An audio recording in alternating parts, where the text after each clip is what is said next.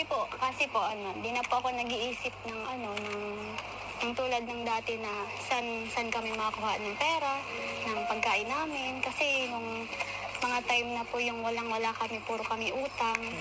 Tapos ngayon po, alis overtake na po kasi po natutulungan na po kami ni Kuya Rab, nabibigyan na po kami ng pera sa araw-araw, nababudget namin po. Hindi na po ako nag-iisip ng kung ano-ano po. Kasi po, nung wala po talaga, hindi ko po talaga alam kung saan ko ako kukuha. Tapos naawa din po kay mama kasi solo-solo lang po siya, solo parent po. Tapos ngayon po, laking pasasalamat ko po kasi po sobrang blessed ko po na natulungan po kami ng Kalinga. Kaya sobrang happy po ako. Tapos, excited po. Kasi po, makakapag-aral po kami ng mga K-Angels. Kasi po, kung hindi po sa Kalingap, hindi po ako makakapag-aral, hindi po ako makakapag-college. Kung hindi po ako natulungan, nagtatrabaho po ako ngayon sa Manila po para po mabuhay lang kami ni Mama, para maitagawid ko si Mama. Pero po, nung natagpuan po kami ni Kuya Rab, yun po, na natulungan po kami, naginhawa po yung buhay namin, makakapag-aral po ako ng college po. Kaya, po, sobrang thankful po din ako. Lalo na po sa Panginoon. Tapos, scared po. Parehas po kami ni Carla. Siyempre po, solo parent lang po si Mama. Paano na po kung mawala si Mama? Paano na po ako?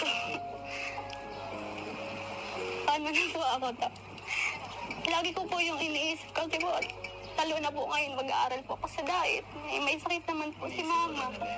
Hindi ko pa alam kung anong gagawin ko kasi wala po siyang kasama sa bahay. High blood po yun, may sakit. Nagdadalawa po nga ako.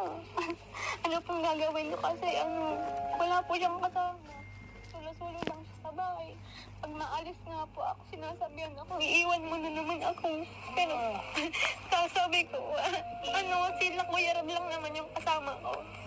Kaso nga po, ayaw niya po kasi, ayaw niya pong lagi akong umaalis kasi po, di ba, sulo-sulo lang siya.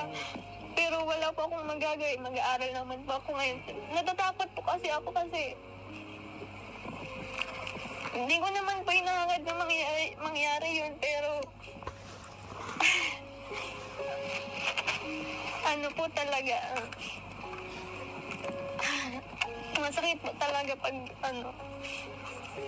hindi ko din po na-experience na may papa eh. Kaya si Mama lang po talaga yung nakasama ko mula nung isilang ako kasi hindi ko naman po nakilala si Papa. Si Mama po yung nagtaguyod sa akin simula nung bata ako. Kaya po, di ko po alam kung kakayanin ko kung mawala si Mama. Kasi po, siya lang po yung nakasama ko. Siya lang po yung buhay ko. Siya lang po yung kayamanan ko na. My God. Kung wala po si Mama, paano na po ako? Yun po. Sorry guys.